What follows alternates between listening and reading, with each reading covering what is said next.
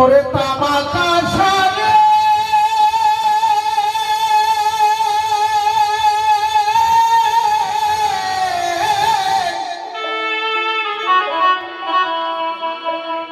ওরে তামাকা পিতল সোনা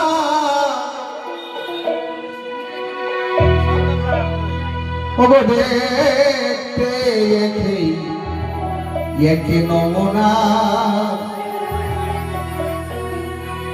ওগো কানে কি চিনতে পারে আগুরি সোনা তামাকা পিতল সোনা সবই বাবা মেজে ঘষে রাখতে সোনার মতো দেখা যায়, কিন্তু আমার মতো অজ্ঞানে তামাকা পিতল সোনাকে পৃথক করার ক্ষমতা হয় না। তাই ওই মহাজন দেখুন কি লিখেছে, তামাকা পিতল সোনা দেখতে একই নমুনা অজ্ঞানে কি চিনতে পারে আগে বলি সোনা তামাকা পিতল সোনা তামাকা পিতল সোনা দেখতে একই নমুনা অজ্ঞানে কি চিনতে পারে আগে বলি সোনা।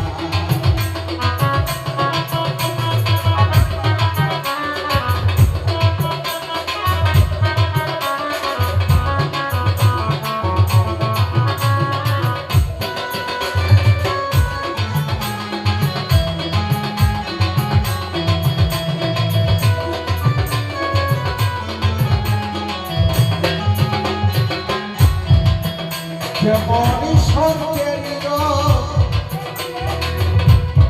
দেখিতে সুন্দর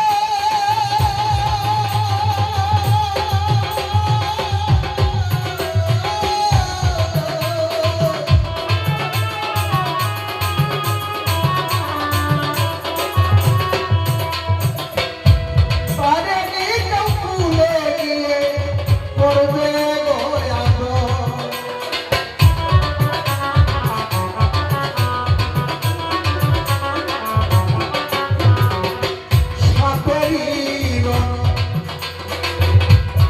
দেখিতে সুন্দর তারে নিজেও তুলে নিয়ে করবে সর্বে সর্বয়ঙ্গ কিসে ভরা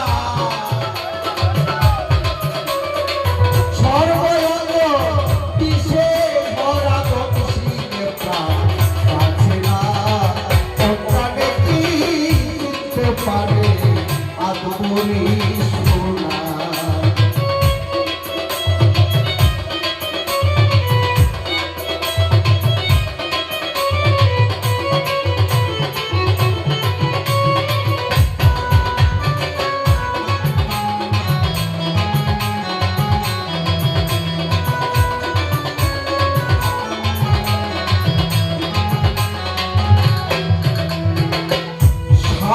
যত সুন্দর দেখা যায় তারে কোলে নিয়ে আদর করা যাবে না, তাই বাবা মানুষ রূপী সর্প আছে বিষধর, ওই কাল সাপ থেকে সাবধান।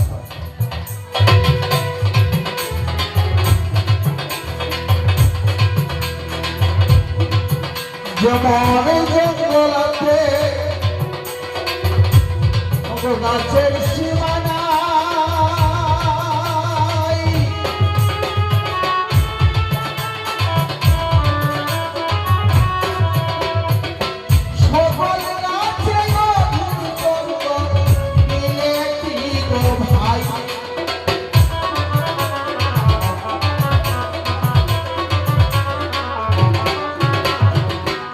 জঙ্গলায় গেলে গাছের সীমানা, যদি একটি সেগুন গাছ হয় কারো বাড়িতে ওই গাছ কেটে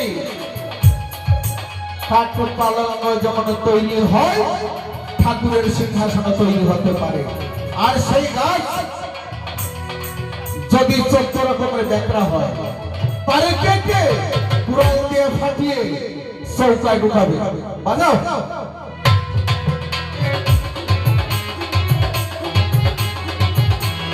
মানুষের তাই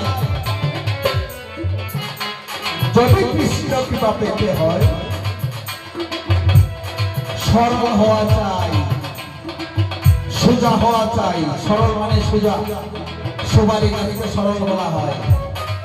ব্যাকরা হবে গোবিন্দর দেখা পাবে না।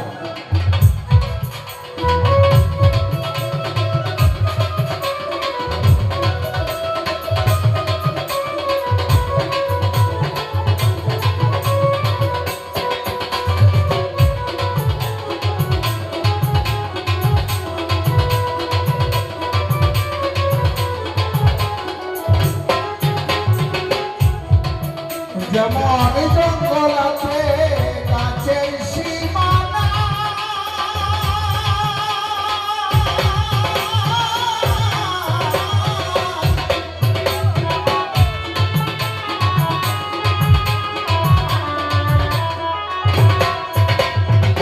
সকল গাছে অধুর জঙ্গল পাবে না গো ভাই। আবার জঙ্গল ভেবে শেওড়া গাছে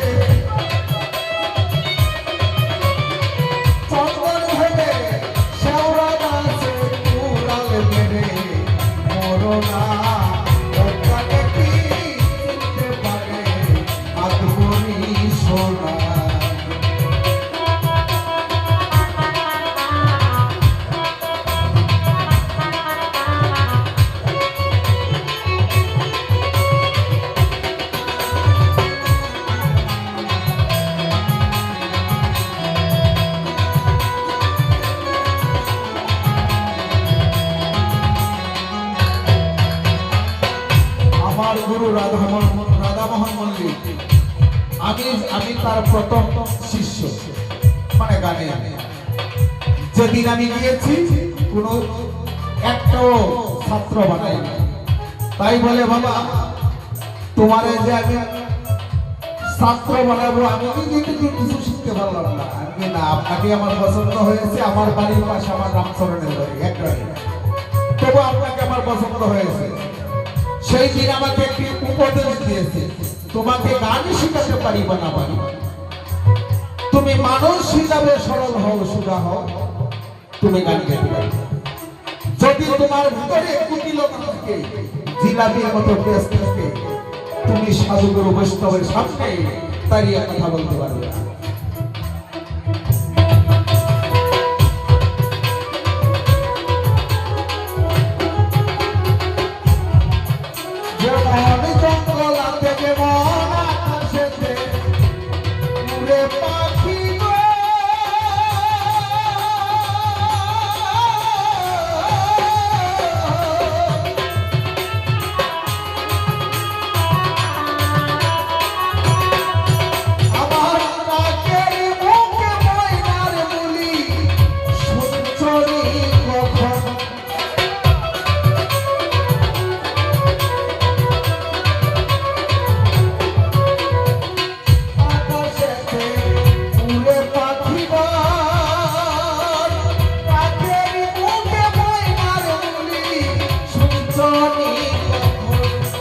আমার